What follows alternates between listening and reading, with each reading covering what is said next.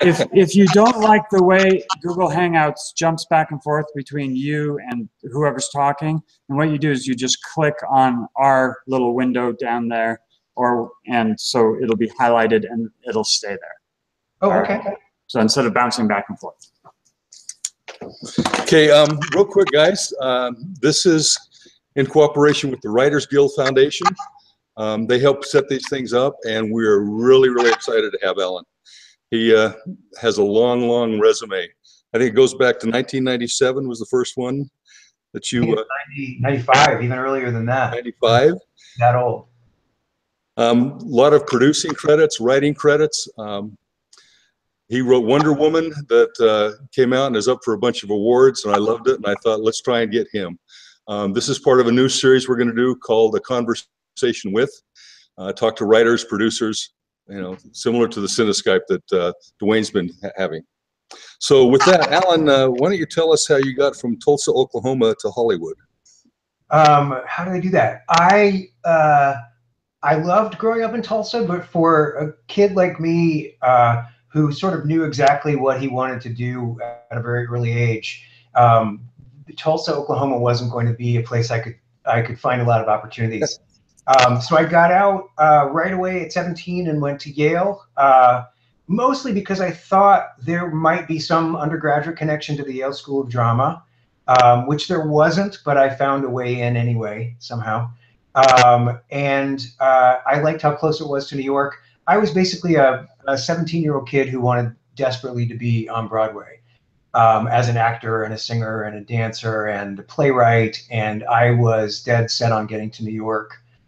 From a very, very early age. I started acting as a kid around 10 years old. So, so I knew Yale had a really strong undergraduate theater department and a really strong graduate department. It had a connection to Williamstown Theater Festival, where I worked for 2 summers. And then I graduated from Yale into an off-Broadway musical and my equity card. And that was basically the beginning for me. I moved to New York and spent the next 10 years there acting and singing and dancing and playwriting, and that in '95 led to an opportunity in TV, and then I moved to Los Angeles permanently in '97. So that's great. Yeah, that's the fast version. Yeah, I'm sure there's a lot of interesting experiences along the way. There's some stories. Get you there. Now, the first credit I saw that you were a co-producer on a show. Is that right? I was, well, my first credit was as a staff writer on a sitcom on NBC called The Naked Truth with Taya Leone. That was my first job, and then I went to Party of Five and was a story editor there and stayed until I was co-producer, and then I moved to Sex and the City as co-producer, and then became a producer, I think, on Sex and the, well, I guess Gilmore Girls was next. I kind of jumped a couple of levels. I may have gone from co-producer to co-exec producer, going from Sex and the City to Gilmore Girls to the OC. So. And where did the comic book writing come in? Well, I was a huge, huge fan as a kid of especially DC Comics.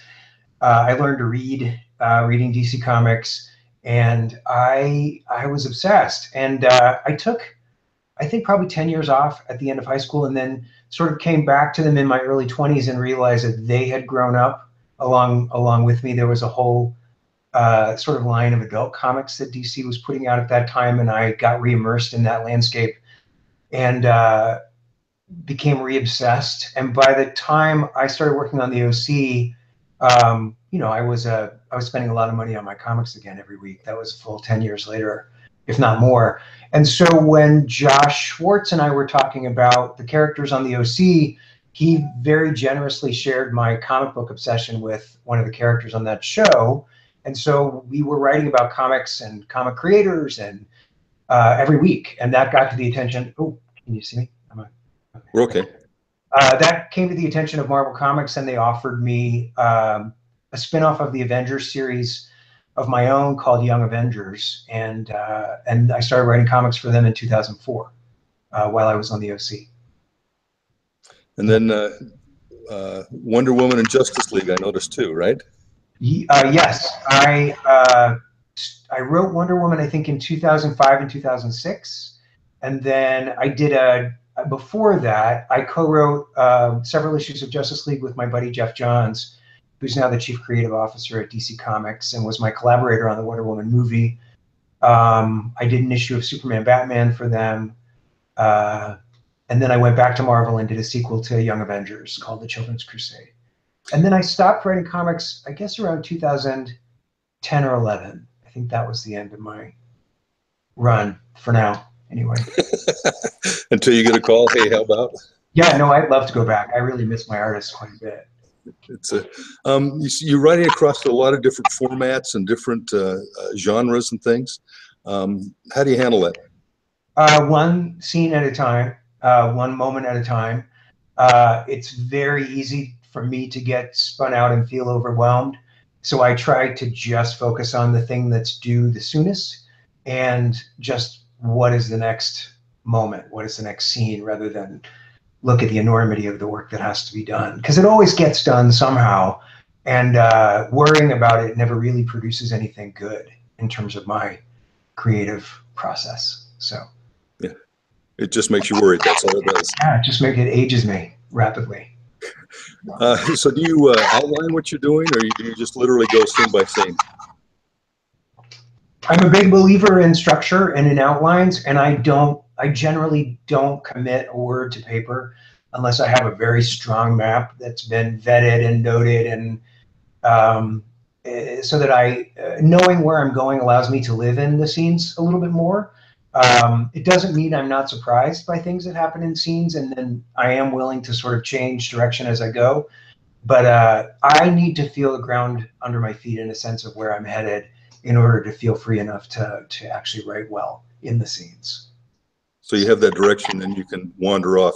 Yeah, and come back to it. I'm a big believer in structure and getting all that nailed, at least a version of that all nailed down before I start writing. So with your producing, how does being a writer affect your producing, or producing affect your writing? Well, at the stage where I am, where you're a showrunner, an exec producer showrunner, they have to be one and the same thing. You have to know as a writer what your budget is, how many people you can use as guest cast, how many locations you're able to go to, how many days out. So when I'm breaking a story for a series like The Catch or for Scandal or any of the shows I've worked on, I have to be cognizant of the limitations I have for my storytelling in order to keep the show on time and on budget, if not under budget, preferably.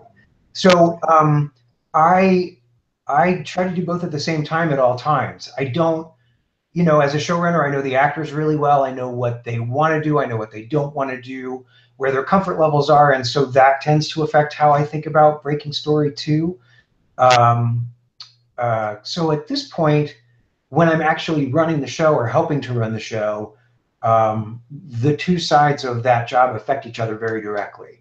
And I don't do one thing without the other. And I know there are a lot of schools of thought that say, just let your creative impulses fly and then we'll deal with it. But it ends up being so much more work that way, because the rewrites just tend to be, you have to slash a bunch of pages and reformat anyway. So why not create with your producing mind at the same time, and solve problems as you go, avoid problems if at all possible.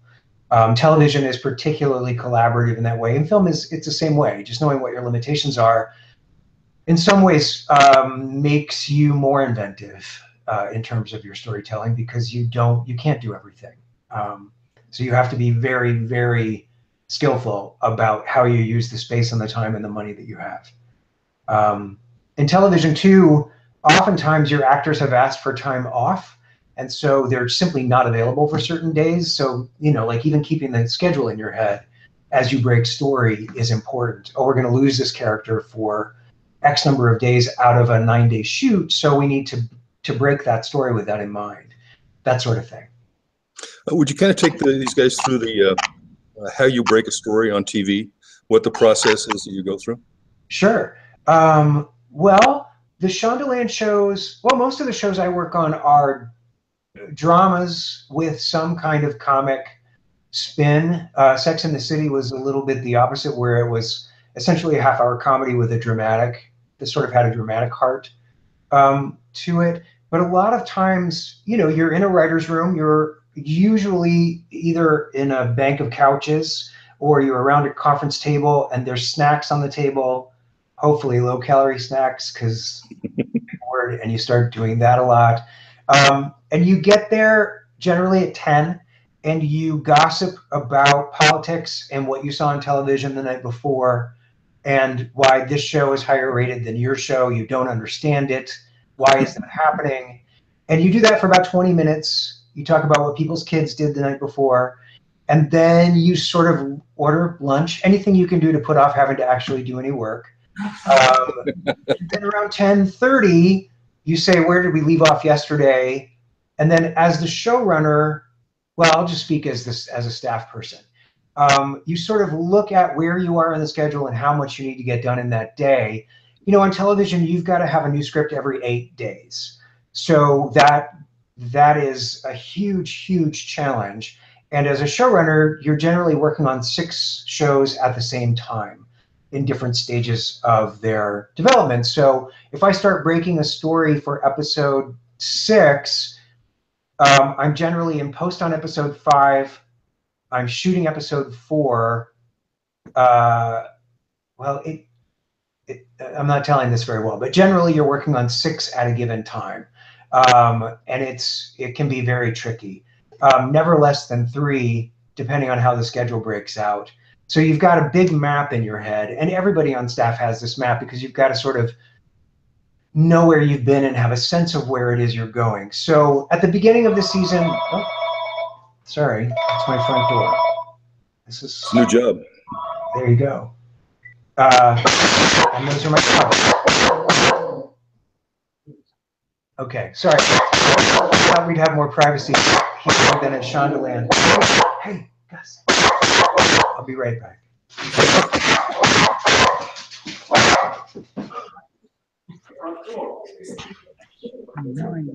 It's obviously on our Sorry about that. Okay.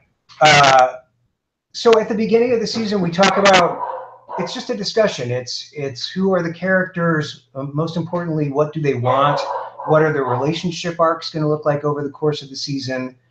And then a lot of times when you get to the specific episode, you know what the highlight beats are going to be for a given episode. And if it's a procedural like Scandal, what is the case of the week? And oftentimes the case of the week ends up taking up the most time because it's the most complex, but a lot of times it's sort of the least important, the whodunit, the mystery, getting solved, all that stuff. So on a show like The Catch, we kind of found out that doing cases of the week, and this was true, I think, on How to Get Away with Murder as well in the first season especially, the audience was less interested in solving the case of the week than they were in getting to know the characters and seeing the relationships between the characters unfold. So there's a certain amount of balance, and what that essentially looks like is 7 people lounging around in chairs, office chairs, around the table, thinking and talking and sharing ideas and being a little bit fearless about pitching dumb stuff.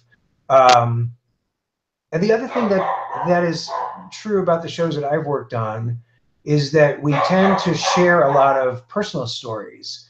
They tend to be more emotional, these shows, and so the more personal and relatable and emotional our stories are, they tend to affect the narratives that we're telling in the fictional universe in a way that allows the audience to connect. So that was especially, well, it's been true on all the shows I've worked on. We tend to tell stories about the things we feel strongest about right now in our lives. And the audience seems to connect as a result. So, but I don't work on straight procedurals. I work on, soaps. So, is my dog? Are you getting mostly dog? Dog's fine. Okay. So I find it a little distracting. He'll calm down in a second. We always have to have somebody to love, right? Exactly. So with the personal stories, I heard one writer, I believe it was on Seinfeld, and he said his wife would that have some incident, and his wife would turn around and say, "I don't want to see this on the show." Yes. Because of bringing all those to it, you know. Yes, I've had that to me. Do you think it's because it's personal experiences, universally we can relate to those things better? I mean, I can only speak for myself, and I know that if I'm invested emotionally in telling you the story, I think the odds of your connecting with the story are going to be improved. I think we as human beings do long to connect, and I think that's part of the reason why we watch television, is to connect with characters and to connect with other people's stories. And look, the procedurals are very, very popular, and they don't require that kind of emotional investment or connection. So it's certainly not true for everyone, but it sort of is true for me and the kinds of shows that I watch and the kinds of shows that I write. Unless I have sort of emotional investment in what I'm watching and someone to root for, I tend to lose interest fairly quickly. Have you ever had those passionate points that you love about a story and somebody says, nah, that doesn't work? All the time. That happens all the time. And then you just have to, you know, come up with another one and not take it personally. Yeah, kill the babies and be glad about it. Yeah. So, okay, so for your producing, when you're producing stuff, how involved are you in the day-to-day stuff besides the writer thing? It depends from show to show. If you're a writer on a show, you can be completely insulated from that sometimes, depending on how much the showrunner wants to share with you. As the showrunner, you're involved in all of it. I was involved in all of it. I worked very closely with the costume designer to pick out the actors' socks and underwear. You know, it depends on the level of detail I guess the amount of control you are interested in having. I like to think of myself as being more collaborative than controlling, but I'm sure there are people who would disagree with me. But every aspect, budgets, schedules, where the actors are on a given day, you know, in terms of what their commitments are, there's no aspect that you're not ultimately responsible for as the showrunner. So it's best to know as much about every department and work as closely as you can with every department head as possible, so that you can all shoulder that burden together, so that the people working with you in those departments feel confident in their work and in your intent, because everybody there is trying to, you know, we're all serving the script, and we're all serving the series, and we're all serving the network. So if we all serve with the same, you know, mindset, odds are we're going to have a better show. So there's, for me, every showrunner is different. Some showrunners really only want to focus on the writing, and they delegate a lot of that stuff. But I sort of had a more satisfying experience when I had a larger awareness of everything that was going on at the show, so that I wasn't. So the surprises are minimized, let's put it that way. And so you can deal with the last minute stuff a little bit easier. Yeah, it's a, so how long does it take you from conception of a show to the finished product? Well, of an episode, say. I would say it varies, because from the minute you start, you fall behind. So all your lead time gets eaten up by this, you know, if your show is shooting a new episode every 8 days or every 9 days, you lose your lag time, or not lag time, but your lead time very, very quickly. So it can, you know, I think when I was on Grey's Anatomy, I would have said probably 6 weeks from the breaking of a story to the airing of an episode. Yeah, so maybe 6 weeks, with the catch. We were banking episodes because our air dates weren't for several months, which was great because it gave us more freedom. But on Scandal, you know, we'll be adjusting and reshooting a day before a show airs sometimes.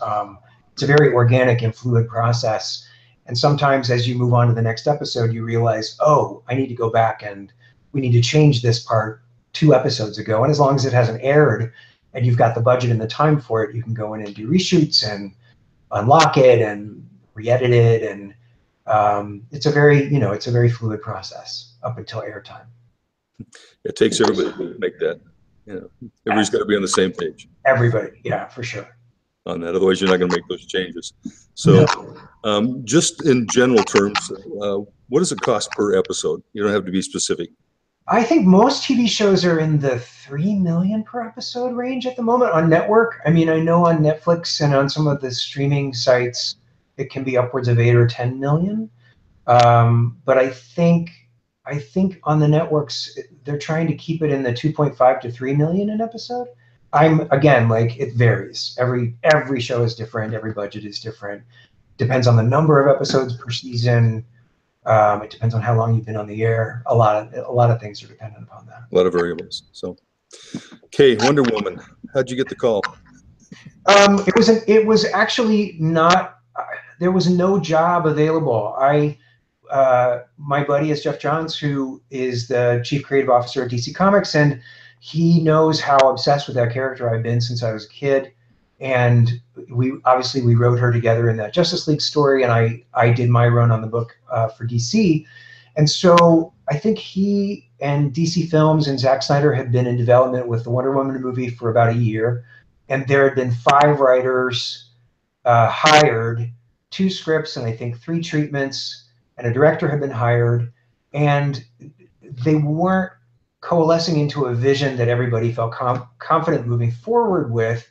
And I was just hired to come in for one night and speak to Zack Snyder and his team about what I love about the character.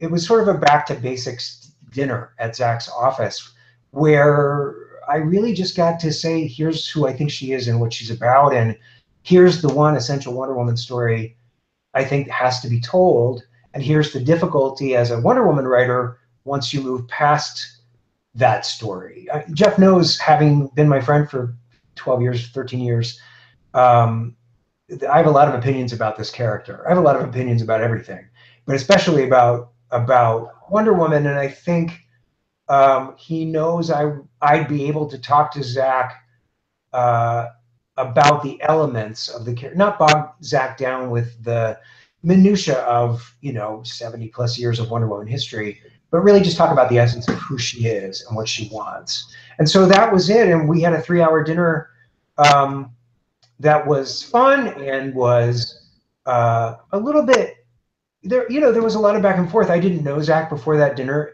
and by the end of it, he surprised me by walking me out to the parking lot and basically saying, "So we're going to write this movie. What are you doing tomorrow night? Let's start over. Let's start from scratch." And I was stunned, and I had a full-time job on Scandal, and so I said, I got Scandal from 10 to 6 every day. And he said, "So be here at 7:15 and we'll work till 11." And so that's how that happened. So Zack and I, with Jeff Johns, spent the next, I would say, 3 nights breaking the movie from scratch. And then I had to write up a pitch for the studio that weekend. And then once they greenlit it, Zack said, "Well, now you need to write a treatment." And I didn't have time for that. And he basically told me I had to. He's very persuasive. And so I wrote a treatment. And once that was greenlit, he said, "You have to write the script." And I, at that point, said, "I don't have time to write a movie script." And he said, "Do I need to call Shonda Rhimes?" And I said, "Please don't do that." So I talked to Shonda, and Shonda very graciously said, "Of course you're writing Wonder Woman. It's Wonder Woman. She's your favorite superhero, and we'll make it work with your schedule here." And so that's what happened. So that's how that happened. It was, "Can you come over and talk to Zack about Wonder Woman, and we'll order you some takeout chicken." And then it turned into that. And at every step of the way, I said no, which is revealing. I think I tried to quit 16 times in the process. Now, this is one of your favorite characters you've lived with, that you've written about, that you've developed, and you kept saying no. Yeah, I kept saying no. I just wanted, I did not want to fail. I am an old enough person that I wanted to create enough space for me to succeed. I sort of know what I need to do a good job. And I wasn't desperate enough to have my name on a movie at that point, especially something so high profile, if I didn't think I had what I needed to do the job that needed to be done. And so anytime it looked as though that wasn't going to work, I would say, "You know what, guys, I'm out." And every time I tried to quit, they wouldn't let me. And they tried to create enough space for me to succeed. And I think They did, and I mean, we got a script, and I'm very grateful that they didn't let me quit. And you know, they were really spectacular collaborators. So yeah, so that's how that happened. So it turns out to be a great show, I thought. Oh. What was it, the highest grossing by a female director, highest grossing weekend, I think, on the opening weekend. There was a lot of things that were really just blew it out of everything else out of the water. I'm so happy. We in no way expected that to happen. And I think we were all really surprised and delighted and moved. And yeah, I feel really lucky to have been part of that team, for sure. Did it turn out the way you thought it would? Yeah, I mean, you know, no, I did not think the response was going to be this. I really didn't. I thought, you know, Patty and Jeff and I, when we were working on it, my goal was like, I would love for little boys to leave that movie wanting to be Wonder Woman.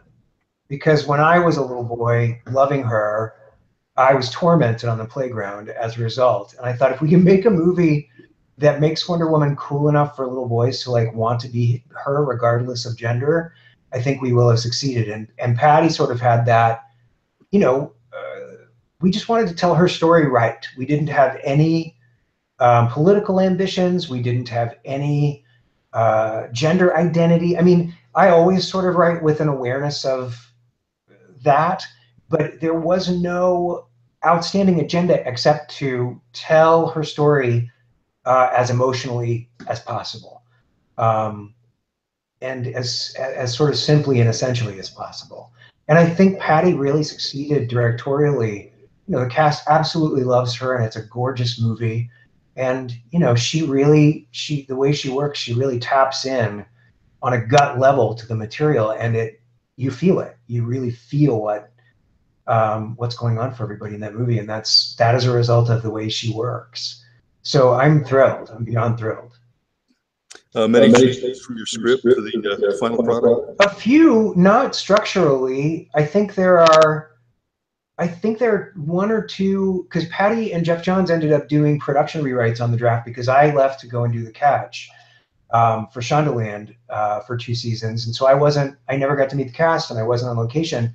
But Patty was there and Jeff Johns was there a lot. And, you know, we all birthed that script together. And so whatever derivations there were, Patty and Jeff were coming up with them on the day. But structurally, you know, the reason I ended up getting sole credit on the movie is because it's pretty much the same structurally. It hews very closely to the vision that we cast from the very beginning. There are a couple of things that were adjustments that were made that were surprises to me, but at a certain point, you know, it's all about letting go, and obviously, you know, the movie was so well received and is so loved that whatever specifics I had in my head, you know, this thing that we all built together is greater than any one, you know, moment. So I think there are always going to be differences, but in the end, it's better to celebrate them, I think. So are you going to write the next one? No, actually, I'm not. I worked with Patty and Jeff for a few days on it, and then timing-wise and schedule-wise, it wasn't going to work out for me. I have an overall deal at ABC, and I'm working on a pilot with them. But they are moving ahead, and I'm sure it's going to be glorious. And I would love to work on if there's a third one and it works out for us schedule-wise, that would be amazing. But I'm sure it's going to be awesome. I wish it had worked out for us schedule-wise, but unfortunately, it didn't.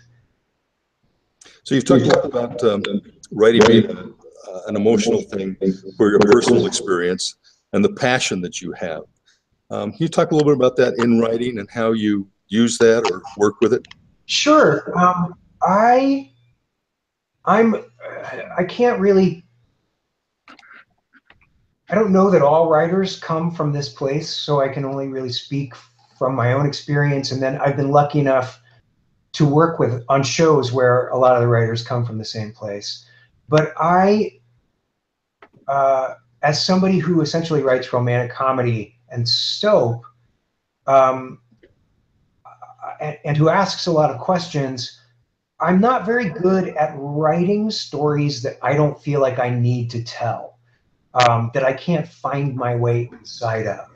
I'm a better writer when I connect to the material and to the questions that are being asked, and where the process of writing and getting to know the characters helps me work out a lot of questions I have about what it means to be alive, what it means to be in a relationship, you know, religious beliefs, core issues that I can sort of, that have no right answer or wrong answer, but that I can sort of explore on the page. It's more fun for me when there are characters in the room, each of whom has a different take on the world, and each of whom is right. Where there are no villains, no bad guys. Even in Wonder Woman, if you listen to Ares' speech at the end, he doesn't say anything that isn't correct, that isn't right about us. His solution is wildly different from hers, but he's right, and I think that makes for you know, better scenes and better villains, so to speak. So yeah, when I teach writing or when I talk to other writers about it, for me, especially with young writers, it's find the things that you're passionate about right now and write about them, because if you're connected to it, and again, you know, of course, it can't be undisciplined. It can't be an outpouring of feeling. It has to be put through the lens of craft. It has to be crafted in order to reach the audience in a way that they can receive it and process it. But if you're invested in it, the idea is that the audience is going to be invested in it too, and you'll be able to write about it in a way that makes them, infuses it with enough passion and enough interest that you attract their attention and you're able to keep it. So as you said you use these questions that you're passionate about. Do you ask those questions as you write at the beginning, or do they come up within your writing? Both. I mean, I think in a writer's room, the questions come up right away.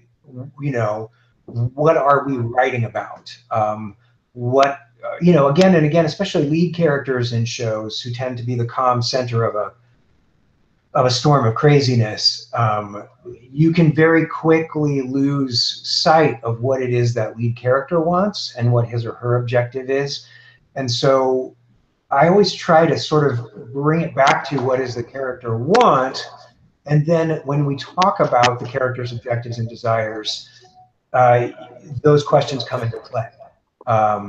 So if it's love, you know, we end up talking about monogamy, and is monogamy possible, and you know, as one example. If we talk about career, we inevitably end up talking about life and career balance, and is that possible? And you know, these are all issues that we as writers are trying to sort out in our own lives as well. And so it gives, and everybody has a different response, and so it gives the voice of the show more of a collaborative charge. And you get, you know, you don't want all your characters in the scene to have the same point of view about anything, really, because you rob the scene of conflict, and it ceases to be interesting. So so that's the idea behind getting a group of writers together and sort of having these debates and talking about these hot button issues in your life. Obviously, at this time, you know, politics and responsibility come up all the time. What is right action? And you know, I work for Shonda Rhimes, who is very invested in having a social consciousness. She doesn't want to preach, but she definitely wants to. She definitely wants to celebrate humanistic values, and so that's what we try. That's how we make our stories. They have to be interesting. They have to be juicy. Not everybody does great, you know, admirable things in them. People behave in anti-heroic ways, but we are trying to figure out how to be better people and how to lead fulfilling, loving lives. And we have the luxury of being able to do it on screen and you know, in people's living rooms, which is a responsibility we don't take lightly. So yeah, I think it's interesting that you're asking the questions that start the conversation. I hope that so. People have. I hope so, as opposed to being preachy and telling people how I feel. This is how I feel.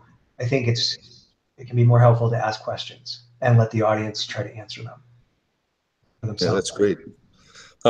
Any big advice about how to get started in film or TV for this group of hungry students? Well, it's a question I get asked a lot, and I mean, this is going to sound, I don't know how it's going to sound.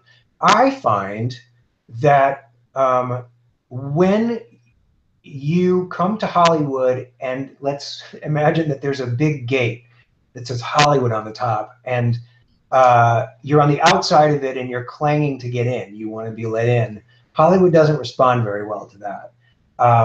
Hollywood loves it when you have success outside of Hollywood. And by success, I mean you find an audience, your creative output ends up being a source of income. If you have success on YouTube, if you have success on Broadway, if you have success, you know, anywhere else, Hollywood is going to pick you up wherever you are and grab you and place you behind the gates. It's harder, I think, to stand outside the gates and demand to be let in. So what I tell people is, you know, write amazing plays, do a web series. You know, it's the means to succeed and to get your stuff out there are limitless now as compared to when I was, you know, in high school and in college, where you really had to either go to LA or New York or London in order to be a part of that conversation. I went to New York and really just concentrated on trying to be the best playwright that I could be, and I got very lucky. And my education played a huge role in it because of where I went to school, and because of how much I worked as a playwright and an actor at Yale. I had a vast network of people who also moved to New York and LA with me when we all graduated. And so those same people I was working with in college became the people I continued to work with in New York and in London and in LA. So I think it's less, to me, it's less about making LA or television or film the end goal, and instead, what's your next project? What's the next story you want to tell? How do you tell it the best way you possibly can? And then based on what that story is, what is the best medium for it? Again, you know, the proliferation of web series means that they're relatively easy to get on the air and to get funded, given how good a lot of the sort of low-cost digital cameras and equipment are. And if it's, I mean, here's the thing. There can be a huge number of web series out there, but the really good ones, the really good scripts, the really good shows are few and far between, and the really good ones get picked up by HBO. So I would say tell your story in your voice as well as you possibly can, and let Hollywood come and chase you. Because that way you're not waiting around for anybody, and you're becoming a better writer with each project. You're getting out there and you're getting your stuff seen. You're working with actors. You're directing your own show, or you're working with a director. You're getting all the skills you would need to succeed once LA, you know, picks you up and takes you behind the gates. There are other ways to do it. You can move to LA and try to get a job as a production assistant or as a writer's assistant, but those jobs are now extremely competitive. And whereas even 10 years ago, we were hiring, you know, bright-eyed hopefuls out of college who wanted to be writers, now if people show up, you know, interviewing to be the person who goes and gets the writer's lunches, we need to read your scripts, and we need to make sure that you're a great writer, because especially at Shondaland, you know, those people are going to be the next generation of writers in those rooms. So we don't take anybody on whose writing we don't already love, even in a PA position. It's very, very competitive. So even when you're, you know, auditioning to go and get our lunches, you've got to be a great writer already. It's, you know, it's competitive. So it starts exterior LA street day. I walk into the coffee shop to pick up Allan's coffee and donuts, and they go from there, right? You've got 6 great samples, and you know the great thing is, especially if you work on a Shondaland show, even if you are the PA, and you could be the PA for a month and get promoted, or you could be there for 3 years and get promoted, or it could not work out. I'm there reading whatever you put in front of me and giving you notes anytime you want. Like, you have all of Shondaland at your disposal. You know, if you're a lovely human. We want you to be a better writer. We want to make you better so that you can become a staff member and have your own show one day. even as the PA, that is available to you. You can spend as much time on set as you have time for. You can really learn the whole system from the ground up. But again, by the time you show up in LA as a potential PA, you've got to be a fantastic writer. And not just a decent one, not just somebody who's good at dialogue, but somebody who knows how to tell a story, and in this medium, in the TV medium.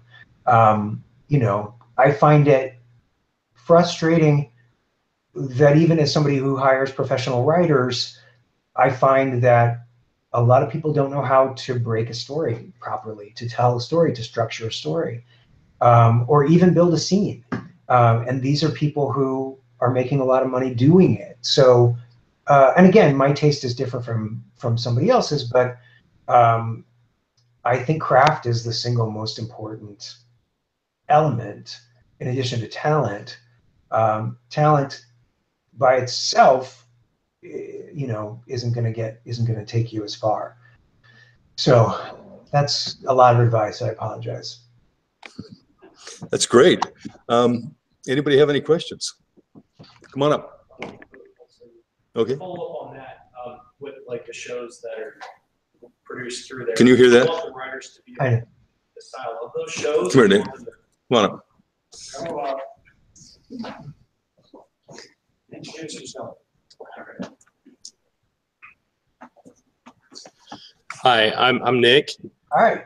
I just wanted to know, if you talk about reading the writing before you even hire the PAs, are you looking for like writers that can kind of mimic the style that those shows follow? Do you want writers that are able to embrace that feel and still bring their charm to it, or do you want to see original pieces?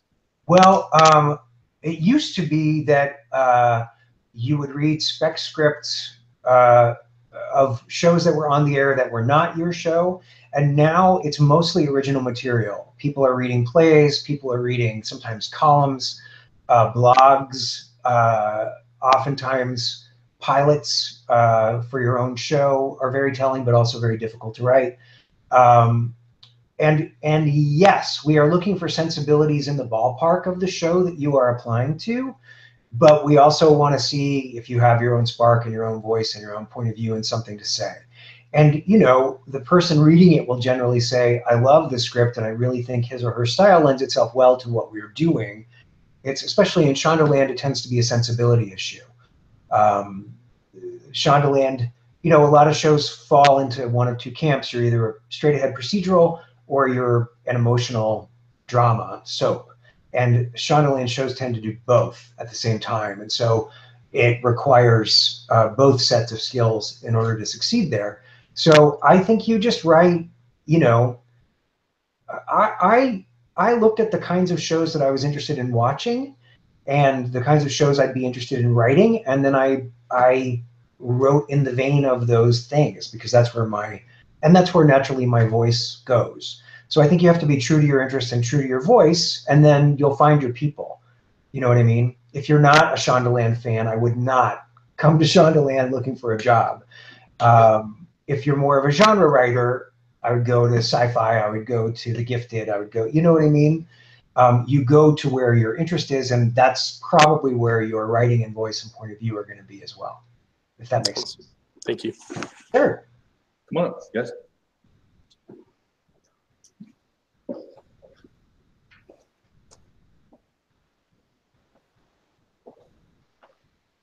Oh. Hello. Hello. So like today, I'm Abby. Hi, Abby. Today everyone's like talking about how everything is like a sequel and we're all telling the same stories and stuff. Yeah. So do you find yourself like creating a story and then realizing like this is Romeo and Juliet, or like how do you make sure you don't do that and like make it unique? Well, you know? Original. I think I mean, you got to have your inner cop on alert, certainly. And you know, obviously at your age, you will have seen fewer things than I have seen. And as you get older and watch more, you'll see that there are so many different ways of handling a trope like Romeo and Juliet that your spin on it becomes the most important thing. Do you know what I mean? Like Mhm. Romeo and Juliet is just star-crossed lovers. It's not going anywhere. It's going to keep going. And part of what's attractive about that, especially to networks, is it's a well-known concept that is beloved, and when it's done well, it never fails.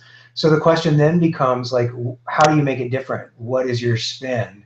And that is your responsibility as a creator to acknowledge, like, this is definitely inspired by or has this in its DNA, but here's why mine is different.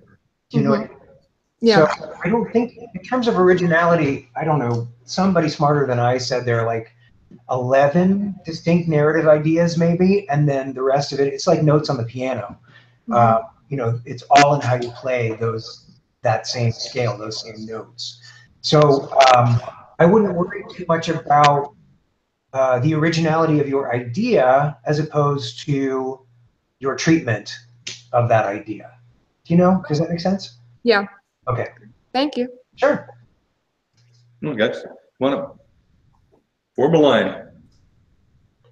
How's it going? Hey. So earlier oh, my name's Josh, sorry. Hey, Josh.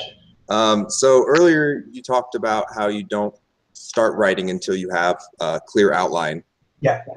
So what kind of beats are important in the outline that you generally find you always have these beats in the outline? Is it like you have the act structure laid out, or? Yeah, I do. I mean, for a network show, it's a 6-act structure. And so, you know, you can fill in as you go. And I'm not a big fan of creating act outs until you've sort of talked about the story in a more general sense, like what the character wants and what her journey is and what some of the turns along the way can be.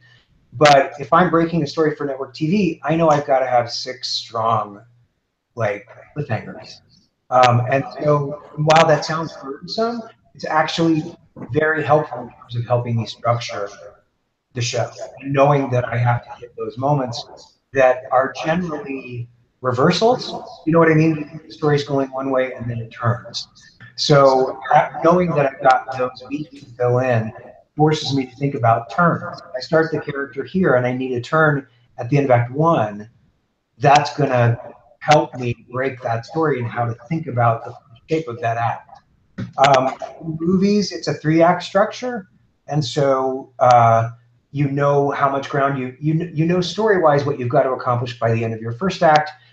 You know what you have to accomplish by the end of the second act, where that second act ending leaves your hero, and then the third act sort of unraveling everything. So it's the same idea, but it's a 3-act structure. So, and look, I shouldn't say no writing until you have an outline, because that's all writing. Everything that I just talked about is writing. Sitting in a room and talking with you about who this character is and what he or she wants, that's writing.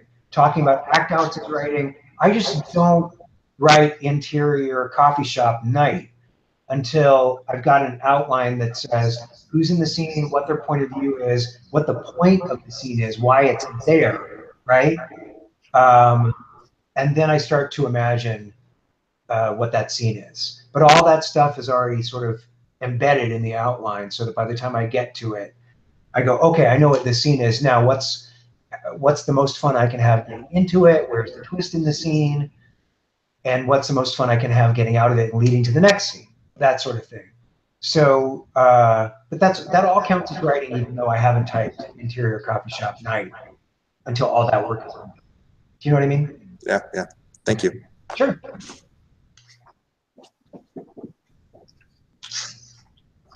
Hi. Hi. So, 2-part question. Yeah. First, my name is Alex Winder. Hi. So, 2-part question. Okay. First one, you don't have to answer this. Okay. But loved Wonder Woman, but I gotta ask. Yeah. What was the deal with Ares' mustache? Ares' mustache, you mean once he puts the armor on at the end? Yeah. Yeah, the armor was there, and then it wasn't there, and then they went back and put it in. I wasn't really around for any mustache conversations per se. It wasn't no mustache in the screenplay. Yeah. No, I didn't know. I mean, I knew by the time we finished that David was going to be playing the part, but there were no mustache ramifications in the screenplay. Yeah. Sorry. So my real question. Sure. So we're all, you know, living outside of LA, making content, Right. like you were talking about. How do we build audiences and get that content from, you know, Orem, Utah to LA, and the, you know, the people that we want to see that content? I mean, that's a good question. I would hope that the content is so good that it builds and builds on its own. But apart from that, I don't exactly know what you can do. I mean, you can certainly cold call.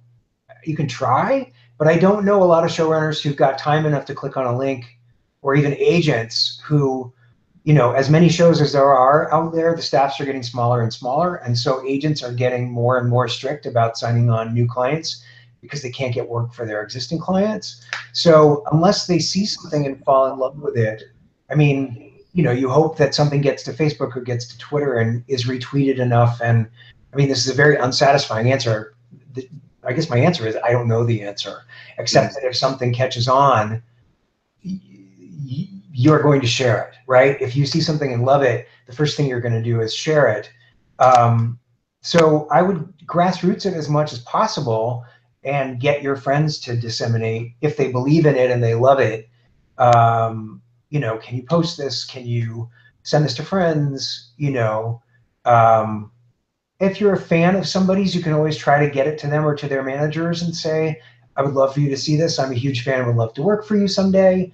But again, like, it's a hard one, and it doesn't usually work. As I said, it's so much better when, you know, Joss Whedon comes to you and says, oh man, I loved that comic book. I loved that thing you did.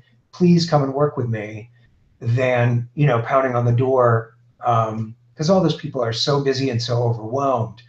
But yeah, I would just say, like, pound the pavement, but not so much that it keeps you from creating more and better content. Because each time you do it, you're going to get better. You're just going to get better at it. So that's my unsatisfying answer. Just great content. Yeah, and fire itself. And be proud of it and get it out there. Try to get it out there and hope that the people you get it out there love it enough to make sure the people they love see it too. Cool. Yeah, I'm sorry. That's not satisfying. No, that's good. Thank you. Okay.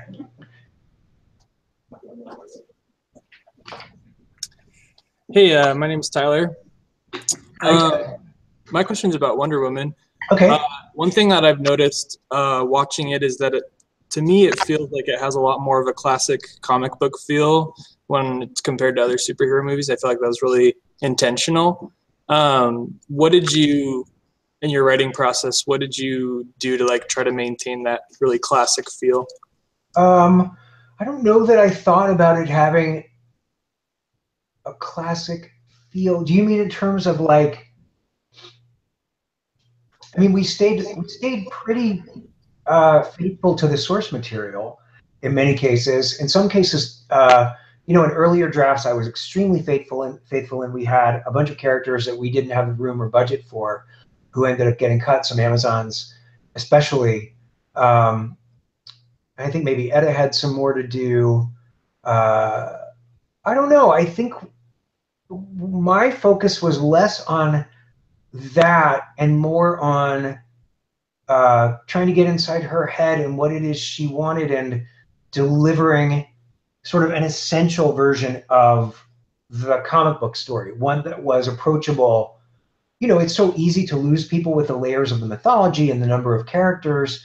And for me, it's like, well, what do I connect to the most? What are the most powerful? You know, like Antiope is an interesting example because she's not, in fact, in the original origin story. She was introduced, I think, by William Messner Loebs much later in the comic book. I would say in the late 80s and 90s, if I'm remembering correctly. But there was something about, you know, like using those two women, Hippolyta and Antiope, to talk about the twin poles that were pulling Diana you know, her duty to her people versus the call to go and be the God's representative in man's world, it was extremely useful, though not strictly faithful. Do you know what I mean? So it was more about trying to stay inside, trying to make the characters objective, as gettable and as simple as possible. Because, you know, one of the excuses I'd heard for years about why the Wonder Woman movie wasn't working was because, well, there are two reasons. One, the mythology is too overwhelming for people. It's not simple enough. And two, it's not emotional enough the way that Superman's origin story is emotional or Batman's origin story is emotional. And so one of the things that I said to Zach early on was that it actually is, at least to me, extremely emotional, and I invoked The Little Mermaid. And I've since been made fun of on the internet for this, but it's fine. I was just trying to show that, like, it is an essentially emotional fairy tale structure that works. So so that's sort of what we tried to do, is to be extremely respectful and keep things simple and emotionally relatable. I don't think there was any real, you know, we wanted to bring this world to life in as respectful and as jaw-dropping a way as possible. I mean, there are other differences too. Steve's being in England, Edda's being British, none of that is in the comic, but it allowed us to tell this World War, you know, moving everything from World War II to World War I. You know, we broke a lot of the canon rules in order to do that, but I think we were very careful to remain true to the spirit of what we felt was intended in the original. Does that make sense? Yeah, so it's more like figuring out how to communicate multiple ideas with one thing. Yeah, character. Simple and emotionally resonant, more than anything else. And I think that's why, I think, you know, we succeeded, and that's why we haven't been busted for making Edda British, stuff like that, because we were true to the spirit of the book, if that's the case. Yeah, thank you. Sure. Hello. Hey. Hi, my name is Melissa Para. Hi, Melissa. Good, how are you? I'm well, how are you? So I love hearing you talk, because I feel like you have so much passion when you talk about your job. You get to really think about your emotions, how you feel, and tie those things into what you're doing and make a story out of them. It sounds very enlightening. Thanks. When you were around 10, you said you knew you wanted to be an actor. What made you realize that you were a writer? Like, what lit up your fire? What was the story that you had in you that made you pursue this and got you out of Alabama? That's a really good question. Oklahoma. Was it Oklahoma? Oh. That's fine. Alabama is on all of our minds at the moment, especially on mine. That's a really good question. I fell in love with, I was a singer, and I fell in love with movie musicals as a kid. I think Oliver was like the first movie musical I ended up seeing. And the more I became obsessed with that form and Broadway musicals, the more I sort of realized that the people behind the scenes and the telling of this, I was very opinionated, as I said. And as an actor, it's a fairly passive role. Do you know what I mean? It's, in order to be hired as an actor, you have to fit somebody else's vision of a role, somebody else's story. A director has to want you for that role. And then once you have the job, you're limited by the director and the other cast members and the text that you're given. Now, in terms of creating a character, you have all this, you know, you have your inner resources, you have all of that. But maybe I was more of a control freak than I knew. I really wanted to be involved in the telling of the story and how it was told. Not just how it was told, but the story itself. I sort of recognized early on, even listening to Broadway cast albums, the show that I had in my head was often, I preferred it to the version that I ended up seeing on screen or on stage. And so I wanted to become one of those people who helped tell the stories. I didn't want to necessarily give up acting and singing and dancing and all of that stuff, but I definitely wanted to start telling my own stories. And also, growing up gay and Jewish in Oklahoma, there was so much of myself I could not express in the normal ways, especially in the 70s, and so much I was dying to say and express and questions to ask, that was a way for me to do that. That was safe and an outlet that was permitted. Whereas I wouldn't necessarily be able to ask those questions of my parents or my teachers or my friends, but if I wrote a story, I could put it all there. So I think that probably had a lot to do with it too. That's great. Was it, what was the story that, the first one that you wrote that you feel like got you noticed? Yeah. I wrote, I don't think my writing really took off until college. And I had a class, an amazing class called Daily Themes. And in Daily Themes, I think I was a sophomore or a junior. It was in the English department at Yale. Every day you had a different writing assignment of a certain number of words in different genres. It forced you to never get comfortable and try something different every day. And it seemed very daunting.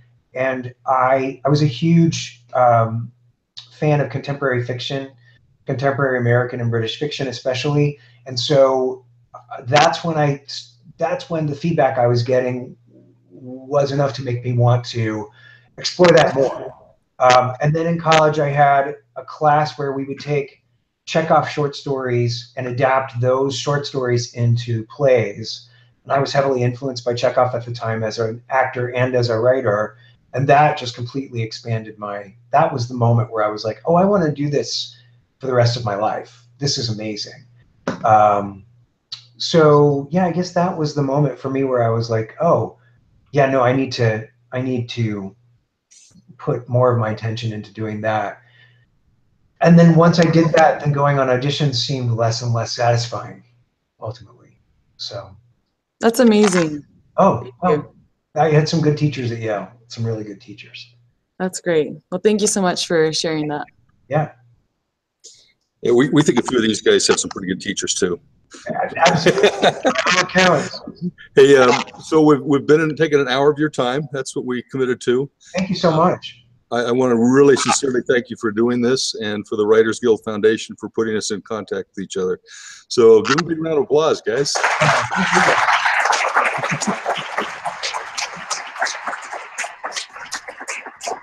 Any last parting words or advice? I guess it's I don't know. It's on you guys. Like, what I love about the internet is you really can tell your story your way, and if it ends up catching on, in any way being great and catching on, then the opportunities are just going to expand. So don't wait for me to hire you or for anybody else to hire you. Go out and tell your story as best you can, and let the world catch up with you. And yeah, I guess that's the best advice I can give, because it keeps you working and getting better all the time. So yeah. Great. Thank you again, Allan. Appreciate it. Absolutely. Bye-bye. Bye. You just hang up. That's you guys. Figured it out.